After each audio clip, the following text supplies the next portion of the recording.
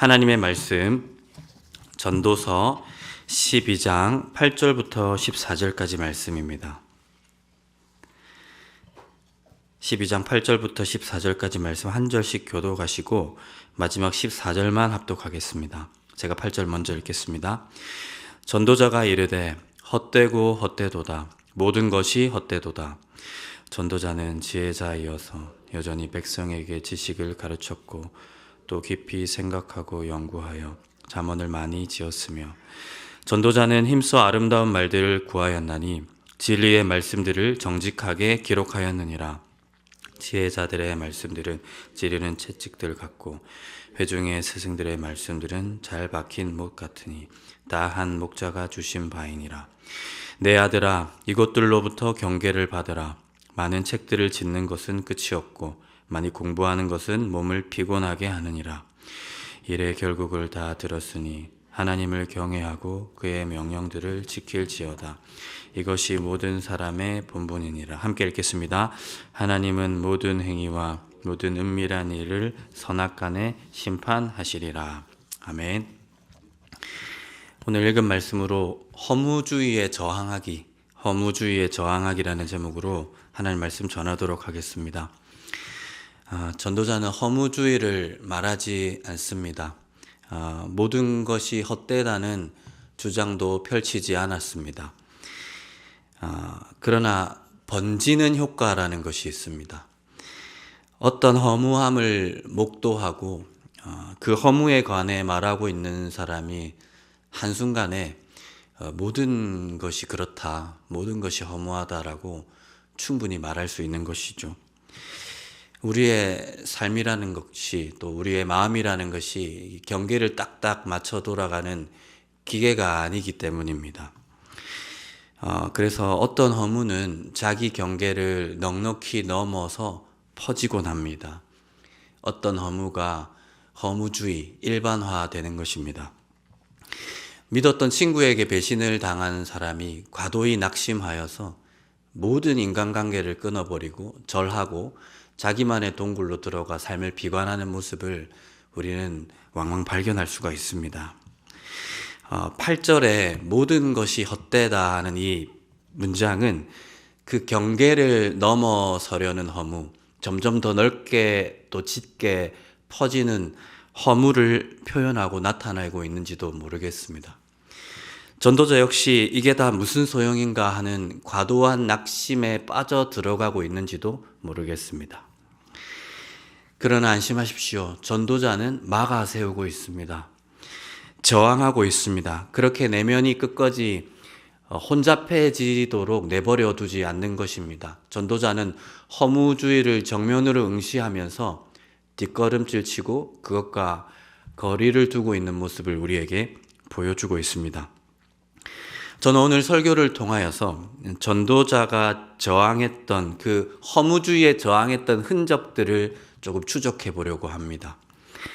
허무주의에 대항했던 전도자의 행동과 모션을 한번 짚어가 보는 것입니다. 제가 행동과 모션이라는 표현을 썼습니다. 여러분, 저항이라는 것, 대항하는 것은 본디 어떤 정신적인 상태가 아닙니다. 정적인 상태가 아닙니다. 저항하고 멀리 보내고 대항하는 것은 행동과 모션, 삶의 모양으로 드러나야 하는 일입니다. 그것이 바로 적극적인 저항인 거죠. 그러한 모션과 행동들을 한번 추적해 봅니다. 그리고 그 본문에 남아있는 그 흔적을 통하여서 때때로 우리 마음에도 급습하는 이 허물을 저희들이 더 잘 다스릴 수 있게 되기를 바랍니다. 그리고 이 세상 가운데 득세하고 있는 이 허무주의에 더 제대로 된 방법으로 대항할 수 있는 저와 여러분의 삶이 되기를 간절히 소망합니다. 첫 번째입니다. 첫 번째는 해오던 일을 계속하기입니다. 해오던 일을 계속해버리기입니다. 우리가 직시한 허무, 그리고 그 허무가 허무주의로 번지는 움직임은 목적성을 갖고 있습니다. 원하는 결론이 있는 것이죠. 그건 우리가 삶을 포기하도록 만드는 것이고 어떤 의욕도 의지도 가지지 못하도록 우리의 삶에 우리를 주저앉혀 버리는 것이 그 허무주의가 목표하는 바입니다. 그래서 제대로 허무주의에 대항하려면 그 허무주의의 목적성에 대항할 수 있어야 합니다. 그래서 전도자가 취한 방식, 곧 어제까지 해오던 일을 오늘도 이어받아 계속 해버리는 것, 이것이야말로 우리가 허무주의라는 것에, 또 허무주의의 그 목적성에 적극 대항하는 모션이 될 것입니다. 8절과 9절을 이어 읽으면 이러한 전도자가 대항했던 모션을 조금 더 뚜렷하게 저희들이 읽어낼 수 있습니다. 제가 한번 읽어드리겠습니다. 8절, 전도자가 이르되 헛되고 헛되도다. 모든 것이 헛되도다. 9절, 전도자는 지혜자이어서 여전히 백성에게 지식을 가르쳤고, 또 여전히를 반복해보고 여전히 또 깊이 생각하고 연구하여 자문을 많이 지었으며 라고 말하고 있습니다. 제가 좀 집중하려고 하는 단어는 이 여전히라는 가치와 속도, 연속성입니다. 여러분, 9절에 여전히 무언가를 어제 이후로 오늘도 하고 있는 전도자는 8절을 지나쳤던 전도자라는 것을 여러분 잊지 마셔야 합니다.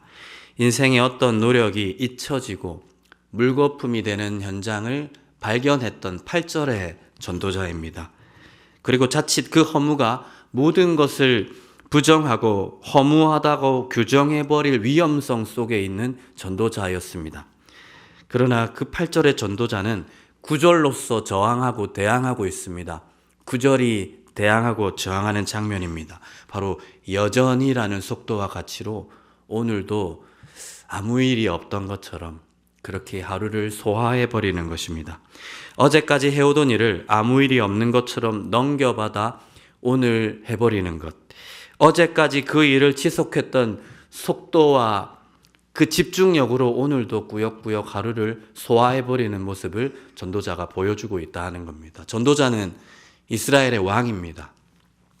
왕으로 어제까지 살았기에 오늘도 왕으로서 삽니다. 왕의 직분과 직무를 벗어나지 않습니다. 왕으로 해왔던 일, 또 해야 마땅한 일을 계속하고 있습니다. 주의 백성에게 가르칠 율법을 연구하는 일입니다. 그리고 그 율법을 연구하여 백성들이 이해할 수 있는 일상의 언어로 그것을 풀어내는 일입니다. 여러분, 그것의 총체가 잠언이요 전도서, 또 지혜서들입니다. 지혜서는 인간적 지혜가 아니라 율법, 그 딱딱한 법조문을 이 왕이 잘근잘근 씹어서 백성에게 친절하게 먹이려고 했던 그 노력의 총체가 지혜서로 드러나고 있는 것입니다. 참다운 지혜를 백성들이 향유해야 하기 때문에 어제 했던 일 그대로를 왕이 오늘도 여전히 직면하여 해내고 있는 것입니다. 사랑하는 성도 여러분, 이것이야말로 우리 안과 밖에 득세하고 있는 허무주의의 정면으로 맞서는 방법, 모션일 것입니다. 여전히 계속 우리가 해오던 일을 묵묵히 하는 것입니다. 이불을 개키고 하루를 엽니다. 또 음식을 만들고 먹습니다. 어제까지 읽었던 책을 오늘도 조금 읽습니다. 생각만 해도 까마득한 일들이 기다리고 있는 직장에 나가서 그 몫을 감당합니다. 내가 하지 않으면 애꿎은 누군가 짊어져야 할 그 일들을 묵묵하게 수행하는 겁니다. 그리고 퇴근하고 집에 와서 아내와 자녀들, 딸들을 만납니다. 어제 물었던 질문 그대로를 또다시 합니다. 별일이 없었냐? 그리고 위로하고 격려하고 또 함께 걱정합니다.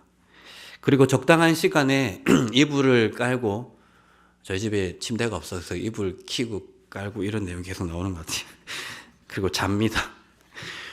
그렇게 특별할 것 없었던 어제의 삶을 오늘도 반복하는 것, 이것이야말로 허무주의에 저항하는 가장 적극적인 모션일 것입니다. 우리는 이 모션 속에서 허무주의가 만나 들끓었던, 혼잡해졌던 우리의 마음이 조금씩 정돈되고 잠잠해짐을 느낄 수 있을 것입니다. 사람들마다 마음이 좀 정돈돼야 하루를 소화할 수 있는 힘이 난다고 하지만 사실 그 말은 절반만 맞는 것입니다. 마음이 준비가 안 돼도 의미 있는 모션과 행동이 우리의 마음을 가라앉히고 다스리고 변화시키기도 하기 때문입니다. 그리고 우리 그리스도인들은 이러한 지속적인 삶, 여전이라는 삶의 가치를 통하여서 허무주의에 잠식당한 세상을 향한 메시지를 줄 수도 있습니다. 저쪽 동네 굴뚝엔 계속 연기가 나네. 아궁이에 불을 떼나 보다. 뭔가를 먹고 마시는 일, 사람 소리가 저 교회라는 영역에서는 계속 흘러나온다. 불도 켜졌다 꺼지고 사람이 들락거리고 위로하고 토닥이고 때로 싸우기도 하지만 화해도 하고 사람 사는 냄새, 그 의욕적인 냄새들이 계속 교회로부터 흘러나오는 것입니다. 저 사람들은 삶의 의미를 잃어버리지 않았나 보다. 일상생활이 계속 저곳에서 지속되고 있구나 하는 것을 우리가 세상 가운데 이 지속적인 삶, 신실한 삶, 여전이라는 삶의 가치를 통해서 충분히 증언할 수 있는 것입니다. 그러니 우리 전도자와 같이 그 모션을 이어갈 수 있는 저와 여러분의 삶이 되기를 간절히 소망합니다. 어제까지 해오던 일로 오늘을 열어 젖히는 겁니다. 묵묵히. 이를 통해 실망한 우리 마음의 위로를 선사하고 향방 없이 허무하다 치닫고 있는 세상을 향한 답변을 우리의 걸음과 삶을 통해서 제시하는 것입니다. 그리스도 안에서 아직 삶은 살만하다고, 의미 있는 것은 있다고, 의지를 가지는 사람들이 있다고 우리의 삶과 걸음으로 그들에게 빛과 소금을 맛보여주고 비춰주는 것입니다. 그러한 삶 사시는 저와 여러분의 삶이 되기를 간절히 소망합니다. 두 번째는 더 온전하게 해보기입니다. 허무주의에 대항하는 두 번째는 더 온전하게 해보려고 하는 것, 다른 말로 잘해보려고 하는 것, 더 최선의 삶을 살아가려고 하는 겁니다. 전도자는 허무주의에 잠식당한 존재에게는 전혀 발견할 수 없는 모션 하나를 우리에게 또다시 보여주고 있습니다. 그것이 바로 더 잘해보려는 것입니다. 더 진보하려는 것이고 더 나아지려는 발버둥입니다. 여러분, 모든 게 허무하다고 규정해버리고 끝내버렸던 허무주의에 잠식당한 인간이 무엇을 어제로부터 이어받아 지속할 의지도 없는 것은 더 마땅하고, 더 나아가서 더 잘해볼 의지가 없는 것은 더 명확한 것입니다. 뭐 한다고 잘하려고 하겠습니까? 다 물거품으로 돌아갈 것인데, 더 허무한 대로 마무리될 것인데, 더 최선을 다해야 할 이유도 의욕도 그 사람 안에는 없게 되는 것이죠. 그러므로 누군가가 제대로 무언가를 해보려고 하는 순간, 그리고 더 나은 모양새로 그 일을 시도하려고 하는 순간 허무주의는 그 사람 안에 종식된다 할 수 있겠습니다. 그 사람은 그 열심히 하는 그 일로 더 나은 삶을 살려는 발버둥으로 허무주의를 가장 빠르고 멀리 벗어나고 있는 것입니다. 본문의 전도자가 그 사람입니다. 전도자는 더 온전한 삶을 갈구하고 있습니다. 그에게 있어 오늘은 어제와 연속하는 오늘이지만 어제보다 더 나은 삶을 살려고 하는 오늘이기도 합니다. 그래서 그는 하나님 앞에서 자기 자신뿐만 아니라 자기가 사랑하는 사람들이 더 온전해지기를 바라고 있습니다. 그 채찍과도 같은 말씀을 자기에게 비추고 또 주변에 사랑하는 이들에게, 아들에게도 비추고 있습니다. 경고하는 거고 경계하는 것이며 더 나은 삶을 살자고 선동하는 겁니다. 좋은 의미, 선한 의미로 말입니다. 11절과 12절 초반을 제가 읽어드리겠습니다.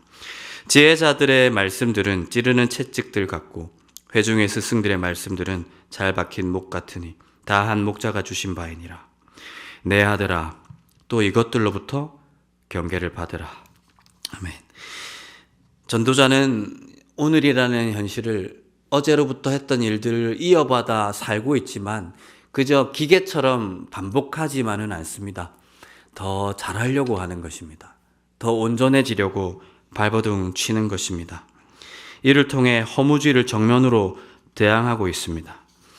제가 자주 돌아가서 읽고 오는 책이 있습니다. 이제 제가 아내한테 쓰는 표현으로는 찍고 오는 책이 있습니다. 그게 바로 그 이반 데니소비치 수용소의 하루라는 책입니다. 1970년에 노벨 문학상을 탔던 그 알렉산드르 솔제니친의 작품입니다. 저는 글이 길지 않아 단숨에 읽히는 이 책을 참으로 좋아합니다. 소설은 구소련 소비에트 체제 안 수용소 안에서의 한 사람의 하루를 소개해주고 있습니다. 주인공은 이반 데니소비치, 러시아 문학에서 그 주인공의 이름이 여러 애칭으로 불리니 최 845번 이렇게 불리기도 하고 아니면 슈호프라고도 애칭으로 불리는데 저는 슈호프라고 통칭하겠습니다. 슈호프의 그 하루가 시작이 됩니다. 근데 눈을 떴는데 이게 몸이 심상치 않은 거예요. 오한이 들고 몸살인 거예요. 그래서 도저히 안 되겠다 싶어서 양호실을 찾습니다. 오늘 하루에 노동에서 좀 핑계가 아니라 정말 아파서 열회되기를 원했습니다. 하지만 다른 수용자들이 하도 꾀병을 부린 탓에 양호실 반장이 허락하지 않습니다. 열도 되게 애매하게 났고 말입니다. 그래서 하는 수 없이 부서질 것만 같은 그 몸을 이끌고 하루라는 시간을 모조리 소화해야만 했습니다. 소비에트 국가 체제에서 게다가 수용소 안에서 인간의 의미는 없습니다. 이반 데니소비치 아니 슈호프 아니 최 845로 불리는 그 존재는 더 이상 인간이 아닌 것입니다. 삶의 의미, 의지, 의욕, 인간의 숭고함 그런 건 없습니다. 그저 생존 본능, 생존 기계로 한 인간이 전락해버렸습니다. 하지만 슈호프는 그럼에도 그곳에서 생존하는 인간으로만 살았던 것이 아니라 인간적인 의미로서 살기를 바랬습니다. 그래서 자기가 설정한 지극히 인간적인 규칙과 수칙을 이행하면서 살아갑니다. 다른 사람들이 다 하는 것처럼 꾀병을 부리지 않았습니다. 다른 이들을 부당하게 밀고 하지도 않았습니다. 공짜로 무언가를 먹으려 한다든지 그리고 음식을 개걸스럽게 먹지도 않습니다. 사실 이 소설을 보다가 보면 밥이 먹고 싶거든요. 이게 수프를 먹는 장면을 묘사하는데 정말 기가 막힙니다. 그리고 식사를 음미하면서 하고 식사 마친 후에 다른 이들처럼 그 수프 그릇을 혓바닥으로 핥아대지도 않습니다.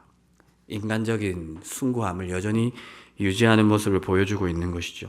무엇보다 제가 제일 좋아하는 부분은 마지막 부분에 나오는데 오한이 든 몸뚱아리를 이끌고 하루 종일 엄동설한 야외에서 벽돌 쌓는 일을 작업 104반과 함께 이 슈호프가 감당을 합니다. 어느 정도 시간이 지나 저녁 때가 되어 작업반장이 작업 종료 신호를 보냅니다. 작업 종료 신호와 함께 그만두고 또 집합을 해야 합니다. 집합에 늦으면 또 엉뚱한 일들을 경험할 수도 있습니다. 그런데 이상하게도 슈호프는 계속 벽돌 쌓는 일을 지속하고 있습니다. 그 일에 완전히 몰입되어 있습니다. 마치 그 일에 목숨을 건 사람 마냥 마치 그 일이 노동이 아니라 예술 작품을 만드는 과정인 것 마냥 계속해서 그 일에 몰두하는 모습을 이반 데니소비치가 보여주고 있다는 겁니다. 그 노동에 완전히 푹 잠겨 있었습니다. 솔제니친이 말하려고 했던 게 무엇일지 가늠하는 부분이 드러났습니다. 그 어떤 의미를 발견할 수 없는 그곳, 그 수용소 안에서조차 삶의 의욕과 의지를 가진 한 인간을 발견할 수 있다고 소리치고 있었던 것이죠. 생존 기계로 모두가 전락해버리지만은 않았다라고 얘기하고 있는 것입니다. 그 어떤 노동, 인센티브도 없는 사회주의 국가, 소비에트 국가 체제, 게다가 수용소 안에서조차 노동의 가치를 알고 노동 그 자체에 몰입하는 노동의 그 기쁨을 향유하고 있는 인간을 설정해서 우리 앞에 들이밀고 있는 겁니다. 조금 더 잘 벽돌을 쌓으려고 하는 이반 데니소비치가 바로 그 사람입니다. 사랑하는 성도 여러분, 소망하기로는 저는 우리 그리스도인들이 세상 가운데 이러한 존재로 드러날 수 있었으면 좋겠습니다. 자신이 주님 앞에 세운 삶의 준칙과 결정, 다니엘과 같이 그 결정을 묵묵히 지켜가는 여전한 삶, 그 인간적인 숭고한 삶으로 드러났으면 좋겠습니다. 그리고 더 나은 삶, 최선의 삶을 갈구하는 발버둥치는 인간으로 이 세상 가운데 우리 모든 그리스도인들이 나타날 수 있었으면 좋겠습니다. 바로 더 온전하게 해보려는 인생으로 우리 모두가 드러남으로 우리 안에 있는 허무주의에 잠식되고 있는 마음을 다스리고 우리 밖에 허무주의에 완전히 침잠해버리는 세상을 향하여 한 가지 해답, 사람이 있다. 그러한 인간이 교회 안에 있다라고 내보일 수 있는 우리 샘물교회였으면 좋겠습니다. 마지막으로 전도자가 허무주의로 치닫는 자기 마음과 시대성에 대항했던 흔적은 다름 아닌 전도서 말씀 그 자체입니다. 그 흔적은 전도서라는 말씀 이 자체가 전도자가 허무주의로 치닫는 자기 마음을 다스리기 위해 대항했던 흔적이고 세상을 향하여서 메시지를 주며 대항했던 그 흔적의 총체가 다름 아닌 이 전도서 자체더라 하는 것입니다. 여전히 오늘을 살았던 전도자의 발버둥이 남긴 물리적인 결과물이 전도서이기 때문입니다. 더 나은 삶, 더 온전한 삶을 살기 위해 사투했던 전도자가 남긴 보이고 만져지는 유산이 다름 아닌 전도서이기 때문입니다. 그가 허무주의에 장십당했다면, 끝나버렸다면, 의욕을 잃었고 오늘 하루를 완전 내팽개쳤다면, 더 잘해보려는 의지를 하나도 갖지 못했다면 전도서라는 결과물은 우리 앞에 없을 것입니다. 전도자는 어제에 이어 오늘이라는 시간 역시 여전히 왕으로 살았습니다. 율법을 읽고 가르치고 또 더 쉽게 쓰려고 노력하며 펼쳤습니다. 매일매일 글을 썼습니다. 그 글의 총체가 전도서입니다. 또한 전도자는 자기 자신과 사랑하는 벗들과 형제 자매들이 더 온전한 삶, 최선의 삶을 살기를 바랬습니다. 그래서 권면하고 경계하는 일을 게으르게 하지 않았습니다. 더 나은 삶, 진보한 삶을 바랐기 때문입니다. 그래서 남겨진 글이 전도서입니다. 그 결과물 말입니다. 이 책은 누군가 자기 영달을 위해 한자리에서 엉덩이 붙이고 쭉 썼던 책으로만 의미하지 않습니다. 이 책은 인생의 허무에 직시한 전도자가 그 허무에 굴복하지 않기 위해 발버둥친 인생 전체의 결과물이며 그 허무에 적극 저항했던 모든 모션들의 집합체, 그 걸음들의 총체라 할 수 있겠습니다. 그러므로 저에게 누군가가 인생에게 아직 의미가 있냐, 역사에 아직 의미가 있냐라고 물어본다면 저는 그렇다라고 대답할 것입니다. 그리고 그렇다라고 대답하는 저에게 누군가가 증거를 대봐라, 보이고 만져지는 삶의 의미가 있다고, 역사의 의미가 있다고 하는 증거를 나에게 제시해봐라고 한다면 저는 단언컨대 꺼내 보이고 만져지는 증거가 있습니다. 그것이 바로 저희가 이제까지 묵상해왔던 전도서입니다. 내용으로도 그러하며 전도서라는 책 자체가 결정적으로 우리의 삶에 의미가 있다고 제시할 수 있을 것입니다. 포기하지 않고 오늘을 여전히 살았던 성도의 흔적입니다. 더 나은 삶을 향해 매일 한 걸음씩 내딛었던 주의 백성의 흔적입니다. 바라기는 우리 샘물 모든 성도들이 그러한 의미 있는 흔적을 남기는 삶이 되기를 간절히 소망합니다. 가장 강력하고 의미 있는 증거로 우리의 모든 삶이 전도서와 같이 남겨 후대에 전달되는 저와 여러분의 삶이 되기를 주님 안에서 간절히 소망합니다. 이 시간에 우리 찬양했으면 좋겠습니다. 선한 능력으로 찬양하며 나아가시겠습니다.